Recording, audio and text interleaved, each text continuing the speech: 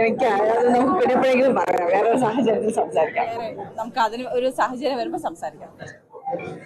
അപ്പൊ എന്തുകൊണ്ട് അവൾ കരയുന്നില്ല? ഞങ്ങളാണ് അവളോട് പറയുന്നത് ഒരിക്കലും നീ കരയരുത്. എന്നാലും അവളുടെ ഹസ്ബൻഡ് പോലും അവളെ എവറി സെക്കൻഡ് വിളിച്ചുകൊണ്ടിരിക്കുക.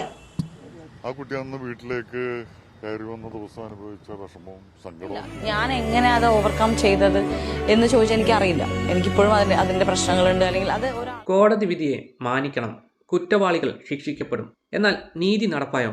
നഷ്ടം മുഴുവൻ അവൾക്ക് മാത്രം. കൊട്ടേഷൻ ആര് കൊടുത്തു? അവരാണ് യഥാർത്ഥ കുറ്റക്കാരൻ. 8 വർഷം അന്വേഷിച്ചിട്ടും കണ്ടുപിടിക്കാൻ പറ്റുന്നില്ല ആരാണ് ഇതിന് പിന്നിലെന്നത്. അതാണ് വിശ്വസിക്കാൻ പറ്റാത്തതും. രക്ഷപ്പെട്ട ഉടനെ തന്നെ ബുദ്ധിമാൻ അടുത്ത ബുദ്ധിയുമായി ഇറങ്ങിയിട്ടുണ്ട്.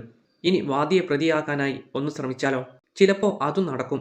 അവിടെ തെളിവുകൾ തെളിഞ്ഞു വരുമെന്നാണ് അദ്ദേഹത്തിന്റെ കഴിഞ്ഞ അനുഭവത്തിൽ നിന്ന് തോന്നുന്നത്. സ്ത്രീകൾ ഓർക്കുക, നിങ്ങൾക്ക് കാവൽ നിങ്ങൾ മാത്രം. ആരും ഇല്ല രക്ഷിക്കാൻ. സ്ത്രീ സുരക്ഷയും സംരക്ഷണവും ഒക്കെ നമുക്ക് വെറുതെ പറയാൻ കൊള്ളാം.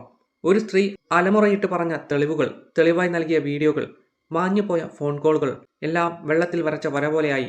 ഒരു സ്ത്രീയും അവൾ എത്ര സെലിബ്രിറ്റി ആയാലും ഒറ്റയ്ക്ക് യാത്ര, അതും രാത്രിയിൽ ചെയ്യരുത് എന്ന് അടിവരയിട്ട് വെക്കുക. ആരെയും വിശ്വസിക്കരുത് ഒരിക്കലും. സുരക്ഷിതരല്ല എന്ന് മാത്രമല്ല, എന്തും പറഞ്ഞുണ്ടാക്കും. അത്രയ്ക്കും അധപ്പതിച്ച നാട്ടുനടപ്പുകൾ. ഉള്ളിൽ വേദനയും അപമാനവും എത്ര സഹിച്ചിട്ടുണ്ടാവും ആ നാളുകൾ. അതൊക്കെ എന്നും നിരപരാധിയായ അതിജീവിതയോടൊപ്പം. ഈ പറഞ്ഞതിനോട് നിങ്ങളും യോജിക്കുന്നുണ്ടോ? നിങ്ങളുടെ വിലയേറിയ കമൻറ്റുകൾ രേഖപ്പെടുത്തുക.